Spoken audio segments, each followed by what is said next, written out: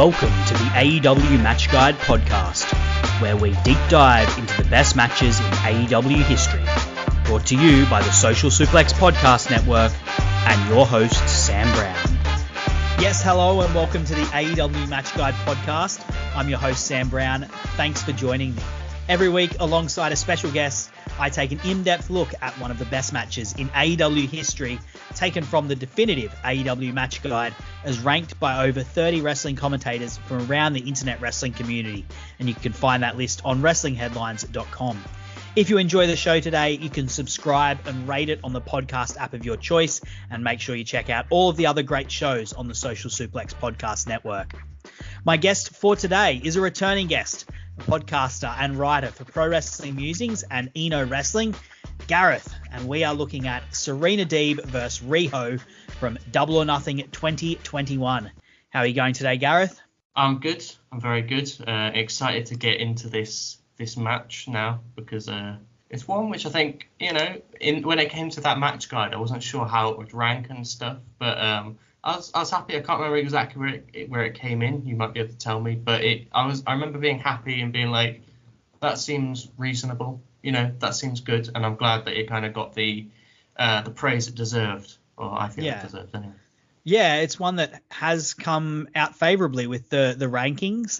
It came in 22nd on the match guide. That was it, yeah. Yeah, so quite Top good. 25. Yeah, absolutely. Why specifically? Obviously, you said you did enjoy this match. Just briefly, why did you choose to pick this match, Gareth? Well, this match in particular came at a time where, the women's division, as has been the case for most of the time in AEW's existence, but it was getting a lot of flack and stuff, and people from some people, and then other people saying, well, the quality just isn't up to scratch, blah, blah, blah, this, that, and the other. And, to have a match like this, it was just a great thing to be like, you are capable. This division is capable of doing it. Obviously, we've got other examples like Britt Baker versus Thunder Rosa is the obvious one. But yeah, if it was a great match that really kind of came at the right time, I think, not just for both these wrestlers, although some circumstances have meant they haven't been on TV a lot recently, but hopefully that's changing now. But yeah, it came at a good time for the division as a whole, and AEW as a whole, I think. And am I right in saying it was the first match back in front of fans, properly? Because it was on the buy-in. Yeah. Was there? There wasn't another match on the buy-in, was there? No, there wasn't. Yeah. Yeah, and I just remember there was just a general feeling of just excitement and brilliance around this match, and then going into the match as well. And then it's always great when you have that, but it's even better when the match actually delivers. So yeah, it's just a lovely match, and something which I thought, like I said, was going to go under the radar a little bit, but has actually, I think been ranked pretty well in your definitive match guide list. So yeah. Yeah, the people who remember this match and love it really seem to love it in that case. So we will get into this match as we always do here on the match guide. We'll give the match its flowers.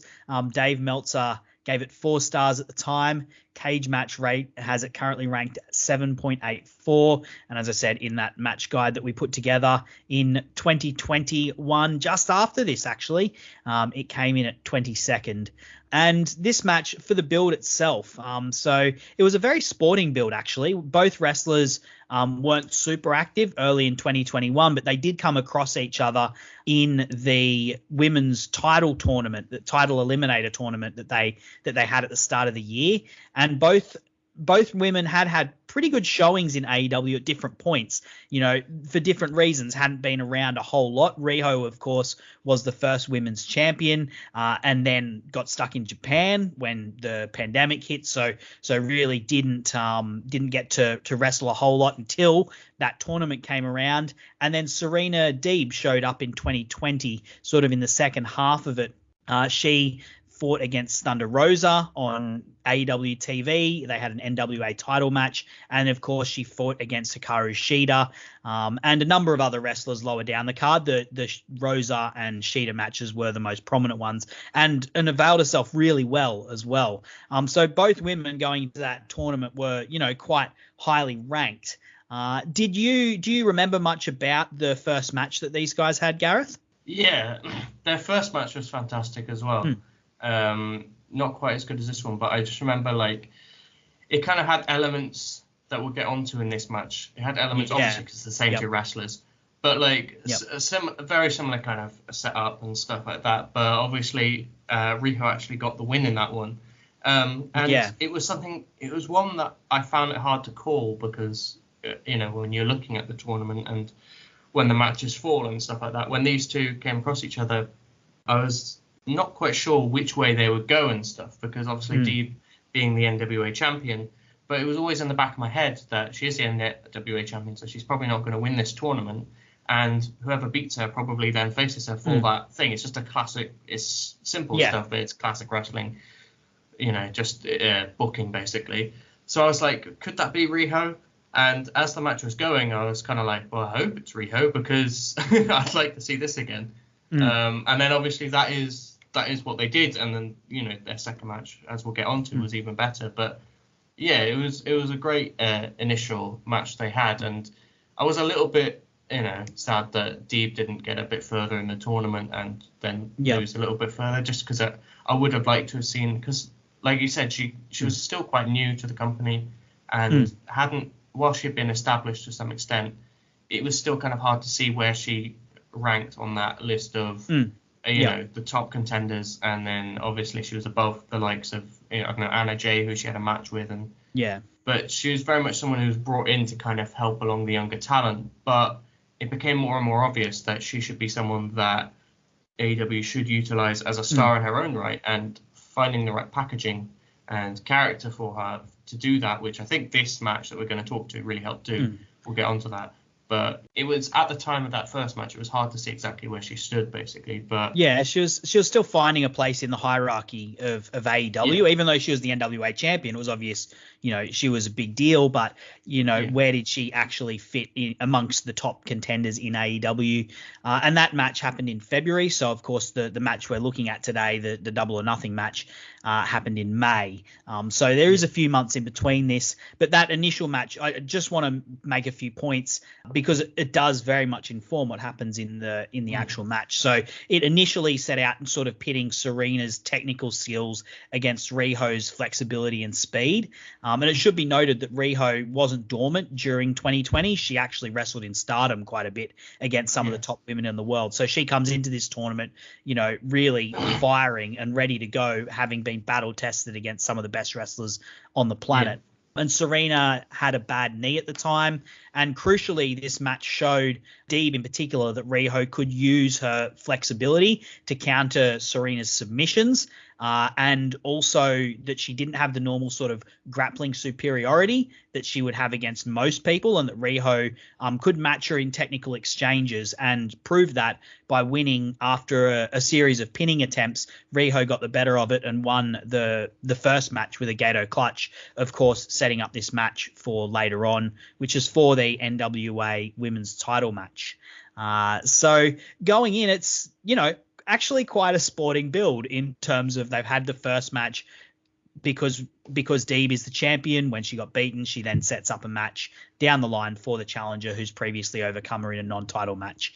So it's not nothing. Obviously, there wasn't, I should note, there wasn't a lot on TV about this match, which is something that we will park that conversation. We will have the conversation about the women's the women's division, I think, after we've talked about the match itself. But should be noted, even though they did have that great match, which was on AEW Dynamite, there wasn't a lot building up to this match beyond that, which was 3 months beforehand. And this was on the pre-show as well. So I didn't actually watch this one live. I heard it was really good, so I watched it afterwards because it got great reviews. And I think there's a lot of people who fall into that category. So we come into this match, as we said, it's actually the first match that they had full crowds back for, which is an interesting distinction for it to have. It's late afternoon, the sun's shining.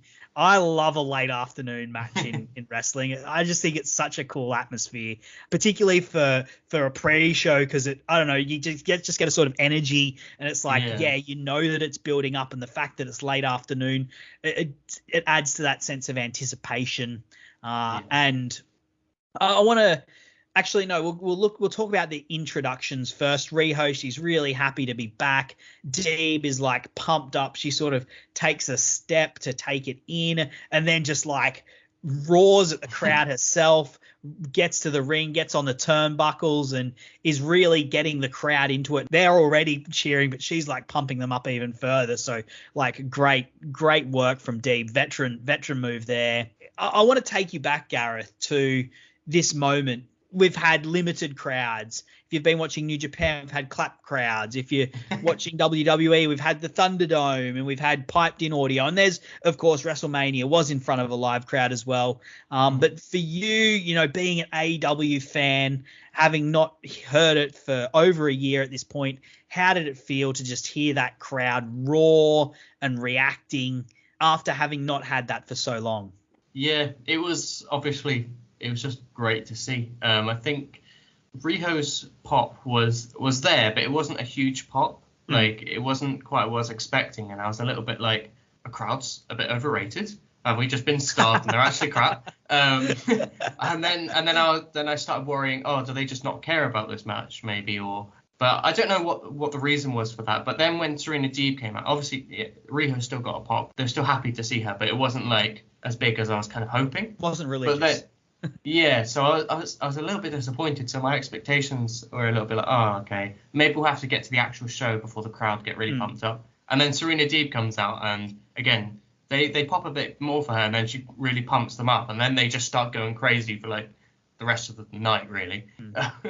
But yeah, no, it was good. It was weird to see that Deeb got the bigger pop, but obviously at the time she hadn't turned heel. I think it's safe to say she's turned heel now in real life, or in real life, or in real time now. Yep. But like in this match was kind of like the start of where she really started showing that. Yeah. But it was funny the fact that she did get the bigger pop, and then the way they managed to work a crowd into starting booing her later and then really cheering Riho. But like, yeah, it was great throughout this match to see the crowd. It was just that initial disappointment of like, why aren't they screaming their heads off? One of the great things this match does early on, because you've got, as we said, we've got two really finely honed veteran professional wrestlers here.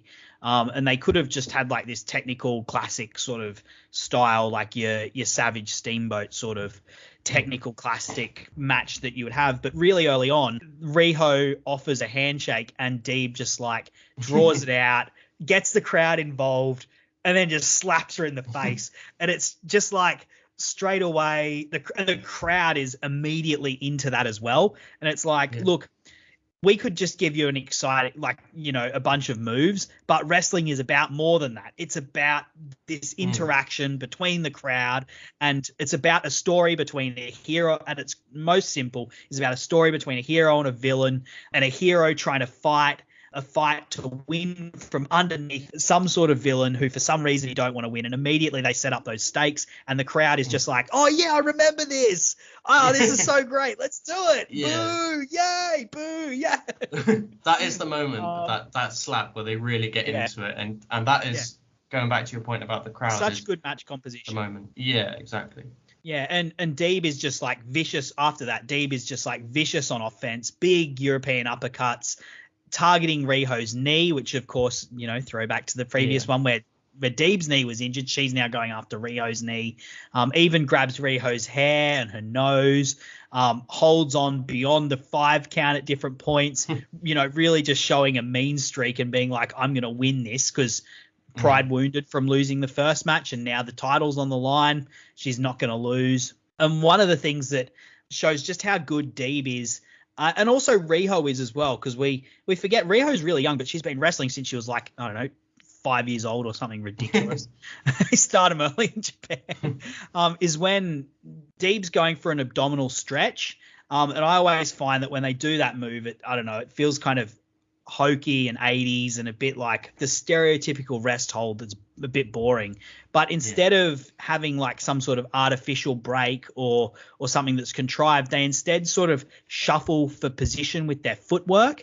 And I just love how technical that is and how organic it feels. And for these two, it just emphasized to me how pro these two are and how creative also they are at, thinking up ways that they're going to structure the match and structure the moves, even something as small as that. Yeah, it was really interesting because obviously when I thought back on this match before I watched it back, it just kind of in my head is just those moments of Deeb, those heelish moments where obviously the slap and then obviously the brutal strikes and then the hold she puts Riho in and stuff. But watching it back, it was really interesting to see actually that Riho does do a lot of that technical side herself, and it really is a technical battle, even though obviously Deeb gets the better of it. It's very much a battle there, and Riho has to utilize her other strengths such as her speed and diving off the top ropes and all these kind of things, whereas Deeb is very much more focused on those hard strikes, just particularly those uppercuts you mentioned, utilizing her size advantage, but then also this really interesting technical battle between the two of them, where I think ultimately come the end of it, it's just Deeb's desperation and pure violence that is the difference between them, rather than her necessarily simply out grappling her. It's like it's a character making an active choice to act a certain way, rather than just two wrestlers slapping on moves. So she's not just locking in holds, she's locking them in and throwing them in as deep as she possibly can, because she knows, from that previous meeting, that Riho can surprise her and use that speed to her advantage and get a win. A lot of Riho's wins just come out of nowhere, kind of like Darby Allin. And it's a really fascinating technical battle, but the difference being their mentality in doing so, really. Yeah. I think Deeb does dominate the middle of this match. I have a pet theory that I think Serena Deeb is a very big Hiroshi Tanahashi fan. She does like the twist and shout. She does lots of dragon screw. Yeah. And this is almost a Tanahashi-esque performance, in that sometimes when Hiroshi Tanahashi is against another face, he will almost play the heel in the way that he just wants it so much. He is prepared to, as a character, I guess, who wants this thing, he's prepared to show a more aggressive side. There's a particular match against Shinsuke Nakamura that they have for the IC title after they've traded wins and things.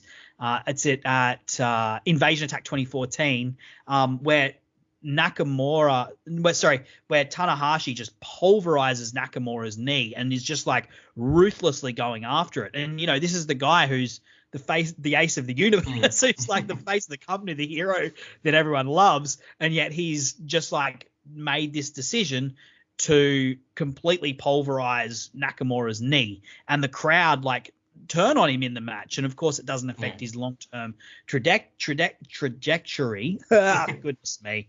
It doesn't affect his long-term reaction that he gets. But for that match, he's made that decision to be more vicious, to be more dominant, and to be more aggressive. And that's what Deeb does in this match here, at least, because she knows she has to get the win, because when she just went in for a normal, what she'd consider, I guess, a normal fight, she lost in the previous meeting. And as you said, when Riho does get offense, she really goes for it. And I think that's something I love about Riho's offense, is just how she throws her body so completely into it.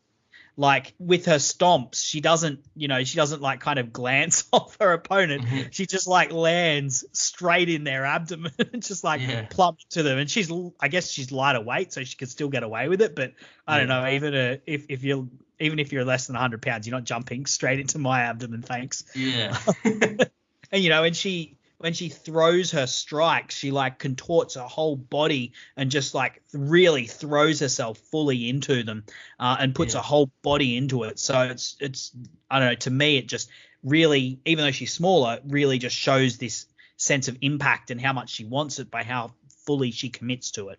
Yeah. Another thing on that point about Riho's body, her body is naturally so flexible and bendy that when Serena Deeb, whenever she locks in a hold, it looks like this brutal thing. And some of the moves, there's a power bomb at one point where Deeb just smashes her down, and Riho's body just kind of compresses. And I just thought, like, when I watched that, I was just like, how has something not gone wrong there? But her body just naturally, I feel like, again, obviously she does that bridging up spot all the time.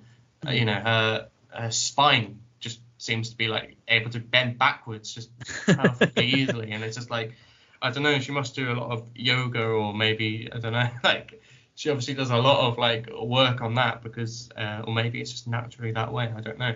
But it's just, yeah, her body just kind of moves in a way which kind of I've never really seen with anyone else. And it's perfect for making Serena Deeb just look absolutely brutal, just look like an absolute killer, because you just see these little limbs bending in ways that she shouldn't. And you're just like, how has something not just gone wrong? Like, how has she not actually just snapped her leg off or something? Like, I don't know. Well, I'm not sure if you know this from the commentary, Gareth, but Serena Deeb, also a yoga instructor. Yeah, they did mention that a lot. They mentioned that a bit. There was at one time they mentioned it. They mentioned how that kind of informs how she knows how to hurt people. Yeah, I know. And I was like, I never would have thought that about yoga, like that someone would use that and be like, yes, I know how to make, stretch in order to make, my muscles relax in a certain way, or, feel good, or how to look after them, or whatever yoga is meant for. But I never would have thought. If a fitness instructor try and hurt you, you need a better personal trainer there, Gareth. yeah, exactly. But I never would have thought, a yoga instructor would take that knowledge and be like, this is how I can actually hurt you. But that again just kind of informed this character of Serena Deeb as someone like, you're manipulating what I thought was quite a noble and nice kind of I don't know what you call it really. What is it? Practice, I guess. And you're using it for your wicked little games. But yeah, again, that kind of made me just dislike Serena Deeb, which for the purpose of this match and again the long-term future now for her character, seems to have been very effective, I think. So it's interesting how, because you mentioned that like it suits it because of the way they framed it. I remember it just reminds me of how important it is to frame things like that so that they make sense. Because I remember at first there was that meme about Britt Baker where they just kept on mentioning she's a dentist, she's a dentist, she's a dentist, and it became like did you know she was a dentist? But then Chris Jericho on commentary, when he was doing the commentary in the closed off the Georgia tapings, he said the reason we mentioned she's a dentist because it's bloody hard. Like, it's really difficult, very impressive. So, of course, we're going to mention it because it shows how impressive she is. And I was like, oh, of course, that's why. So it's just... And then also her submission move as well. Naturally, again, she's manipulating what I thought was quite a noble, practice, and she's using it for her own gain. Something which other people don't really understand. Some symmetry there between Britt Baker and Serena Deeb. That would actually be a good feud, face versus heel. Anyway, yoga versus dentistry. I don't 100% know what's going to be happening when this thing goes to air. So who knows who knows who Britt Baker's current contender for the AEW Championship is. Anyway, getting back to the match. Like Riho has like a flurry of offense after there's like a period of domination by Deeb, and then Riho has a flurry of offense where she hits, her version of the Tiger Feint kick, the 619 for a close 2-2, and Serena gets back on the front foot like desperately, sort of dodging that double stomp that Riho does, hitting the Tanahashi combo, the Dragon Screw, and then the twist and shout, then hits that power bomb you're talking about where she just like drops her on her neck. And it's one of the great things about Joshi actually is because they weigh so much less, they can take a little bit more risk in terms of the bumps they take. And like, this is a very high angle bump that Riho takes off this power bomb. And after some more back and forth, Serena gets in like this brutal single leg Boston Crab after dodging a knee attempt. It's like this really smooth counter. I think Michael Sidgwick from What Culture calls it like his dream spot, the dodging the knee and grabbing the single leg crab. Oh yeah, between Omega and Bryan Danielson. Yeah, well, these guys did it first, so yeah, they did. And I remember when that happened, like in the moment, you just see Riho sprinting and then Deeb doing that, and I just remember just letting out like one of the biggest like audible pops that I have, even though I just sat there on my own, well, on a call with my friends, but just screaming, and it was amazing because usually you don't get that from a buy-in match. And then in an interesting, and this is one of the great pieces of sequel wrestling that I think they've got here, Riho kind of tries to enter into another pinning combination sequence where they're, sort of testing each other technically. The kind of move that got Deeb caught in the kind of sequence that got Deeb caught in their first match. And Deeb immediately exits that instead of going, against most performers, she'd probably lean into that and go for it, thinking that she can get the win that way. But because she lost to Riho that way previously, she gets out of it and instead pulls a brutal looking dragon screw before just like pounding Riho's knee on the canvas and then like bending it back so far she's literally touching Riho's head with her foot, and Riho's just got no choice but to tap at that point. This is not a long match, but it's really effective ending here, isn't it?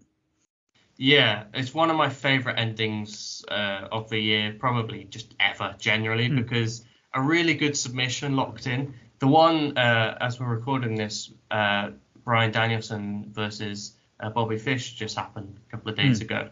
And the I can't remember exactly what the hold was, but it was a knee lock. Heel hook, there we go.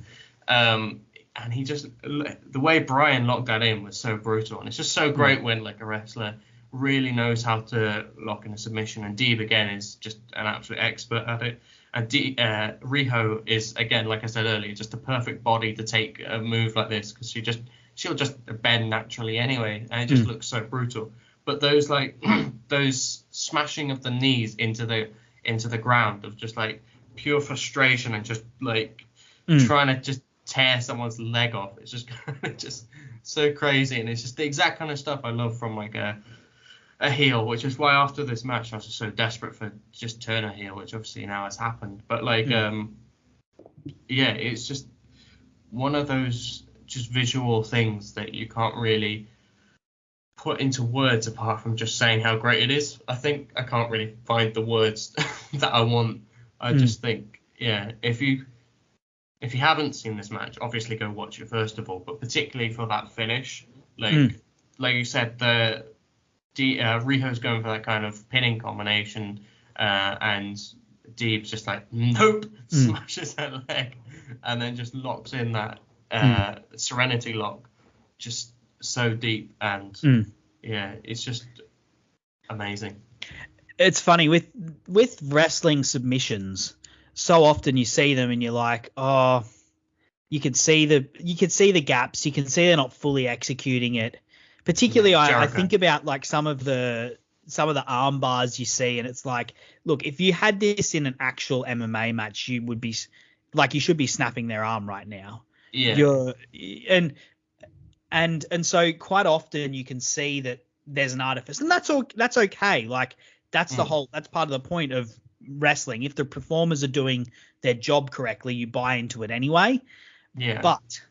But this one, like, you just look at it and you can see her like tapping her on the back of her head with a foot. I can't remember whether it actually made contact, but it near enough did. And you just know how inflexible you are as a 30-year-old white male, and you just sit there and go, what the hell is she putting her through right now? Like, even for a super flexible person like Riho, and I don't know if there are any. I don't watch a whole lot of Joshi wrestling. I know they're more flexible than most wrestlers, but I don't know many other wrestlers, if any, who could take that kind of submission the way that it was put on.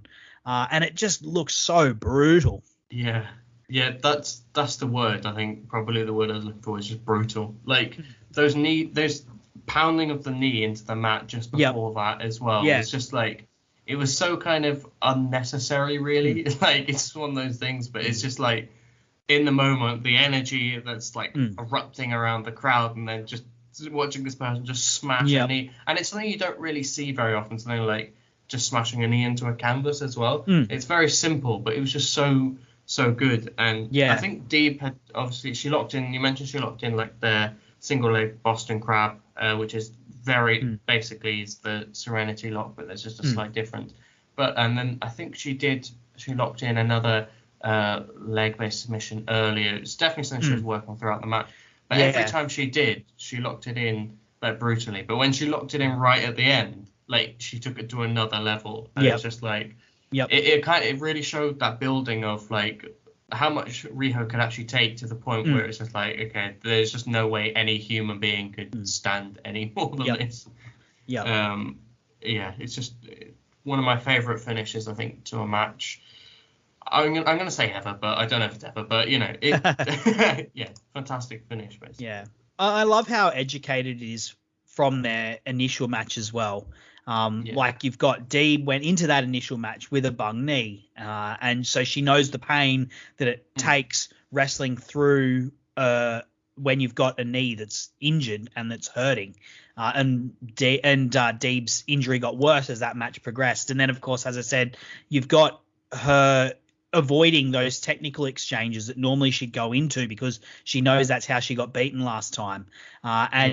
Then you've got her also right at the end, just using the knowledge that she's got from previously to avoid getting caught again in what Riho's trying to throw exactly the same set of techniques in. She just avoids it and goes in. It's just incredibly smart in the way that it goes about it. And even just her tone going in, instead of going in just as an equal level sporting endeavor, she's going in far more aggressive, far more ready to injure and harm, because she knows that last time when they were on an even playing field and when she gave Riho the benefit of the doubt or sort of a more sporting performance, or she knew she got beaten. So she goes in with a different outlook. Yeah, exactly. That was great. And I wish they did like kind of build this match a little bit, because that was all told within the match. But I think, as with anything, it's always going to be lost on a lot of people just because, not everyone sees the same things or whatever. Not everyone, maybe thinks into things as deeply as we do, being kind of wrestling nerds or whatever. I mean, even if they just the week before had a segment in an interview segment, for example, or a video package segment with Deeb talking about how she got caught out last time, but it won't happen again, and Riho, saying how she was excited to maybe become the NWA champion because at that point she was moving over to America, and maybe saying, look, I'm moving over to America, and what could be a greater way to start that than taking on the most prestigious title in women, well, one of the most prestigious and historic titles in women's wrestling, the NWA championship. Even just a 1 minute video package could have added a little bit to this that, would have been elevated even further from, and potentially even, as I said, I didn't even watch this, and I'm a pretty big AEW fan. I didn't watch this initially because I was just wanted to get straight into the pay-per-view, and I can't watch live here in Australia because of, various family commitments and stuff, so I watch in the evening. And I was like, let's just go straight to the pay-per-view, and caught this afterwards based on the buzz it was getting, and I'm glad I did because it's so good. Exactly. Like it wasn't like the story heading into this was super complex or needed weeks and weeks of build. It was something that they could have done with just, like you say, because even I'm not sure how good Riho's English is. I know Shida was getting a lot better, or has got a lot better now. But like even you could just do a little kind of interview segment in Japanese and do subtitles, as long as it's not like a 5-minute promo. Like that's perfectly fine. Like people have. People aren't thick. They can, well, some people are, but most people can read. Most people can read, like, for a minute or so of Riho explaining why this match means something to her, and Deeb explaining why, it means something to her, and the match wouldn't even need to change. Everything would be the same. It's just, it gives those fans, because again, like I mentioned at the start, it seemed like the fans weren't super into this. Like they were kind of into it. Like Riho got a bit of a pop. Deeb got a bit of a pop, and when she told them to, come on, let's go, it was a bit of a bigger pop. But the first like proper pop was when she slapped Riho, and then people are like, oh, okay, this is what we're seeing. And basically what you needed to do was do that, but just before the match. And obviously it was a shame this was on the pre-show as well, because it was so good, it deserved to be on the main card. I think the actual reason for that was because if they put it on the main card, they have to then give NWA some money. like from the pay-per-view. I think I saw someone say something about that, and that kind of makes a bit of Corey's got sense. enough money. He's got the Smashing Pumpkins money.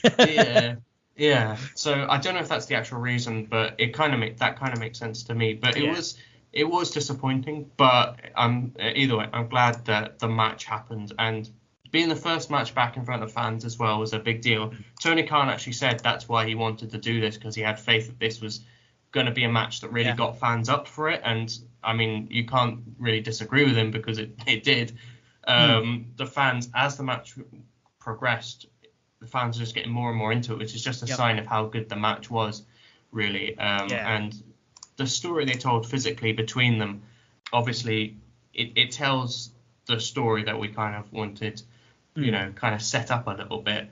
But that was all told there between them in the ring anyway. So it wasn't the end of the world. It's just a shame and maybe a bit of an indictment of the ongoing problem with AEW's women's division, that for a match, even though it's on the buy-in, a match on pay-per-view or at the pay-per-view, let's say, even if it's not on the actual card, but a match there doesn't really even have, obviously there was pre-context to it, but there wasn't really a build, if you know what I mean. So it was a shame in that sense.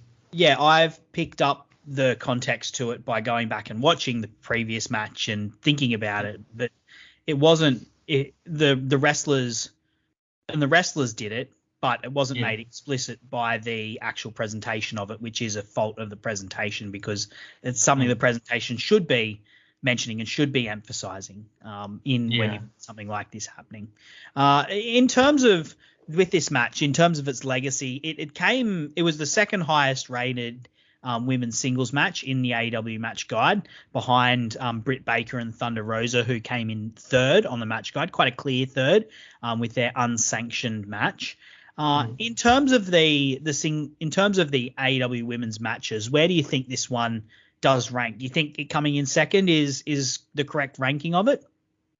Obviously, we've had a few matches since, or a few months since the guide was updated, let's say, because it's something you're going to keep going. It was Double or Nothing to Double or Nothing. Well, it was the first 2 years of the promotion's history, so anything after Double or Nothing 2021 wasn't included in it, and will be included in a future iteration of it, hopefully, when that time comes. But yeah, in terms of up until that point, would you say that that's a fair ranking of it? I'd say so, because I can't really think of anything I'd put above. Like Shida versus Thunder Rosa was fantastic as well. Riho versus Nyla Rose. I actually preferred their second match, where Nyla actually won. But I really like that. Shida versus Nyla as well. Their first match was really good. There are some. That's the one I would say I'm split on. I've probably got to go back and rewatch that at some point. Maybe that's a good one to do in the future with someone. But I think that came in like 50th or something on the list. But that was my pick up until the unsanctioned match, in terms of what was the best women's match AEW had done, was the no DQ match they had at Double or Nothing 2020. Yeah, which I can definitely see. I'd say personally, for my tastes and stuff, this would definitely be my number 2 behind Rosa and Baker, which I think is unquestionably number 1. Even though I think I'm hopeful anyway that they can outdo that. Because obviously it's very much it's a hardcore match in essence. So I'm hoping that when they get back to their third match, obviously, because they had one before that as well, which is apparently going to be built to in early 2022, some point, maybe Revolution or something. But I'm hopeful that they can top that, because I have faith in them. And I think something like Serena Deeb versus Thunder Rosa, if they did that again, I think they can top that. I think maybe before we're saying if they did that again, this is recorded in mid-October, so if this being December, probably, I'm guessing. Yeah, we've got a TBS tournament. I'm sure it's great. They've got a TBS tournament to come, so maybe we'll get something in there. But that's true. As of right now, like, there are matches I can think that probably could top this, and I'm hopeful that we get those, because the more good matches, the better. But yeah, as of right now, I think I'd have to put this number 2, and I would love to put it number 1, but I think that that unsanctioned match, it kind of just it was a thing in its own. Like, it was not even just the match in itself. I'm sure you're going to talk about it at some point on this podcast, but like, it was a match which kind of just defined, women's wrestling. So yeah, whereas this was just a really great match. Yeah, I feel like that match got the build that this one didn't get. Even though they're very different matches, of course, and doing very different things and telling very different stories. It as much as anything got the build that this one didn't get. In terms of the way they built that animosity between Baker and Rosa. You didn't really get to see that in the lead up to this. And then, of course, for various reasons, 6 months and these guys have had like a handful of matches between them, Riho and Deeb. Of course, Deeb got injured. Riho had issues with the vaccine that she got. It's such a shame that they couldn't capitalize off this immediately and really do something with it immediately because, look, as we've said, it's a match where in the ring and on the night, it just blew the house, like it blew the roof off and really succeeded on every level that it possibly could, that you could want from a wrestling match. But unfortunately, there's just so much around it that's not ideal, and that's a sad thing. And that unfortunately does affect the legacy of this match, I think. Yeah, for sure. You would have to say that because, like you say, if they're able to capitalize on this, or if this was, for example, this is maybe going a bit hopeful, maybe, but if this was the turning point for AEW's women's division, if Deeb comes out of this a new character, goes on a tear as a heel, Riho, just doesn't disappear after her, obviously health problems, then, maybe they get the ball rolling properly. It's, quite hopeful to say that, but if that had happened and you could really look at this match as a turning point, I think people would always look back on this match with the respect I think that the work itself deserved.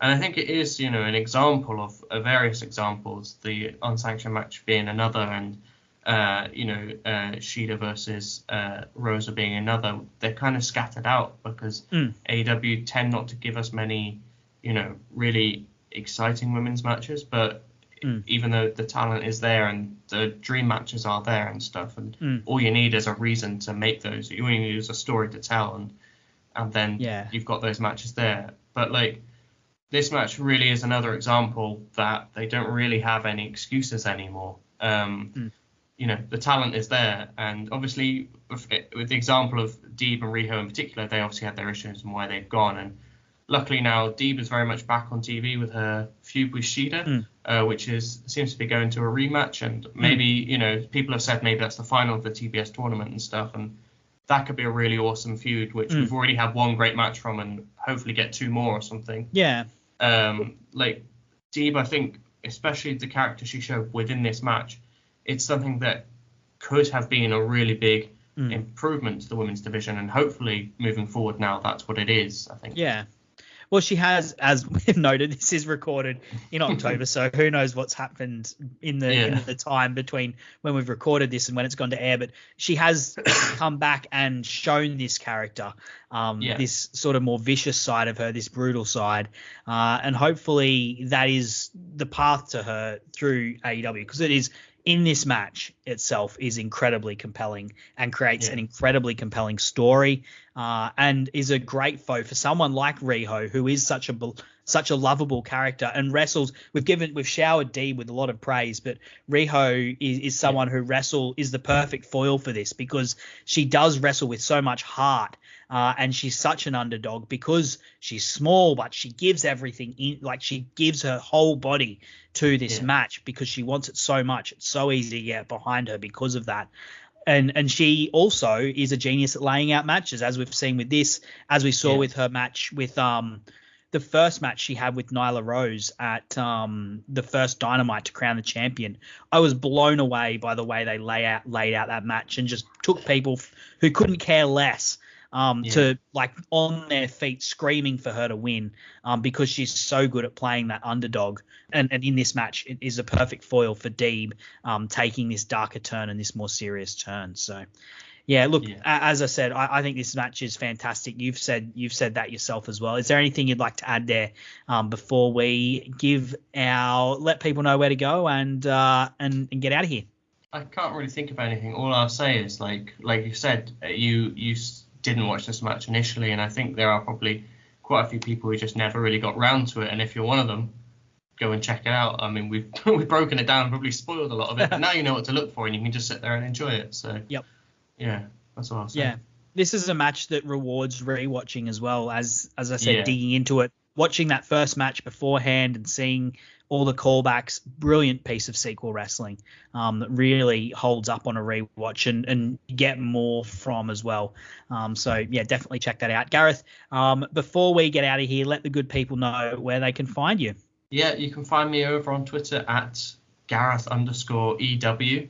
I write stuff regularly on pro wrestling musings. Well, slightly more irregularly now that I'm going to be starting my YouTube channel, Eno Wrestling, where I'm going to be focusing on, well, obviously wrestling content, but focusing mostly on AEW, which if you got to the end of this podcast, I presume you're probably someone who's interested in that. So go and check that out.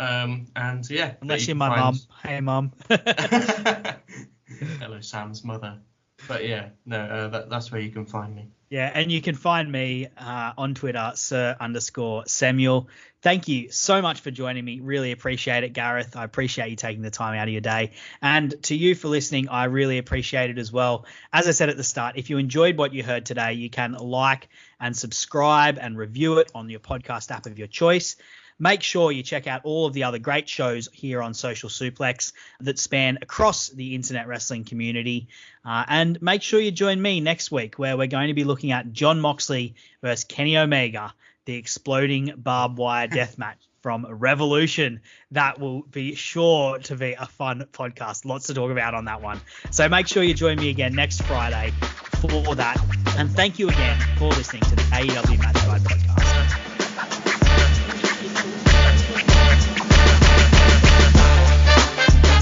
Thanks for listening to the AEW Match Guide podcast.